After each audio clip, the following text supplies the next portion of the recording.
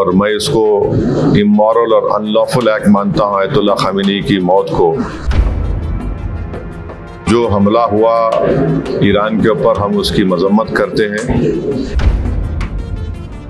हम ये मुतालबा करते हैं कि ये जंग ख़त्म होनी चाहिए और भारत सरकार को इसमें अपना रोल निभाने की ज़रूरत है। और हम उम्मीद करते हैं कि मौजूदा बीजेपी की सरकार आयतुल्लाह खामेनी की मौत को कंडेम करेगी, इस जंग को रुकाने की पूरी कोशिश करेगी। अगर ये जंग नहीं रुकेगी, जो एक इल्लीगल है और कोई ख़तरा नहीं था किसी को, सिर्फ दबाना चाह रहे थे और जुल्म कर रहे हैं इस तरह वहाँ पर हमला करके, और इसके जो नताइज निकलेंगे वो बुरे निकलने वाले हैं। ट्रंप और नेतन्याहू समझ रहे हैं कि रिजीम चेंज होगा ईरान में। मैं नहीं समझता कि रिजीम चेंज होने जाने वाला है। हमारे जो पड़ोसी मुल्क है और जो इजराइल है, ये दोनों मुल्क अपने पड़ोसियों को चैन से जीने नहीं दे रहे।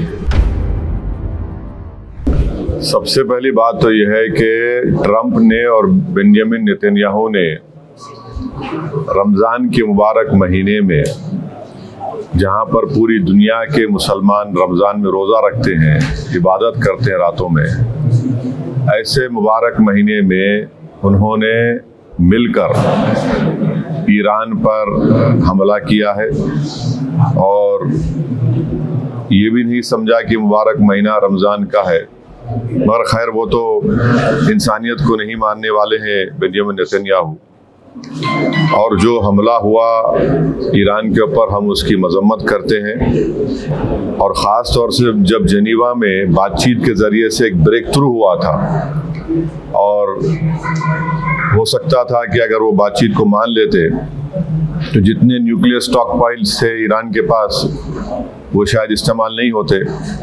मगर अब इन्होंने मिलकर ईरान पर हमला किया, जिसकी वजह से 200 से ज़्यादा लोगों की मौत हुई है और एक लड़कियों के स्कूल में 108 जो बच्चियां स्कूल में पढ़ते हैं उनकी मौत हो गई।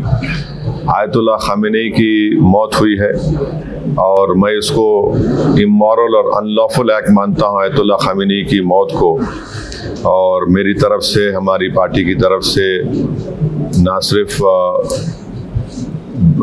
उनके शिया वर्ल्ड को, बल्कि पूरे लोगों को जो उनको अपना रहबर मानते थे, शिया कौम उनको अपना रहबर मानती थी। और हम ये मुतालबा करते हैं कि ये जंग ख़त्म होनी चाहिए और भारत सरकार को इसमें अपना रोल निभाने की ज़रूरत है। और हम उम्मीद करते हैं कि मौजूदा बीजेपी की सरकार आयतुल्लाह खामेनी की मौत को कंडेम करेगी, इस जंग को रुकाने की पूरी कोशिश करेगी। क्योंकि याद रखिए कि 10 मिलियन के करीब भारत के नागरिक गल्फ कंट्रीज़ में काम करते हैं। और अभी इत्तला आई कि ओमान के पोर्ट पर शायद हमारे एक एक्सपर्ट, एक इंडियन वर्कर की जख्मी भी हुए हैं। तो ये बहुत, अगर ये जंग नहीं रुकेगी तो फिर ये बहुत आगे बढ़ेगी, ये टर्मोइल होगा पूरे इलाके में। और आपको अंदाज़ा भी नहीं है कि कई भारत के लोग जो उम्रा करने के लिए गए हैं और वो ट्रैवल एजेंट के ज़रिए जाते, पैसे देते 2 दिन मक्के में या 3 दिन मदीने में, अब उनके पास पैसे नहीं है, वहाँ पे फ्लाइट ही नहीं उड़ रही है वहाँ पे। तो कितनी परेशानी हो रही है। और साथ ही साथ आप ये भी बात जानते हैं कि हमारे जो पड़ोसी मुल्क है और जो इजराइल है, ये दोनों मुल्क अपने पड़ोसियों को चैन से जीने नहीं दे रहे। अफगानिस्तान में हमला, और फिर इजराइल जो है बार बार जून में ईरान पे हमला किया, और इजराइल बेंजामिन नेतन्याहू ने 70,000 से ज़्यादा फ़लस्तीनियों का जेनोसाइड किया। ये जेनोसाइडल रजीम है और जो हमेशा शरारत करते रहते हैं। तो ये मेरे एहसासात हैं अपनी पार्टी की तरफ से, और मैं उम्मीद करता हूं कि हमारी गवर्नमेंट ऑफ इंडिया खामेनी की मौत की मजम्मत करेगी।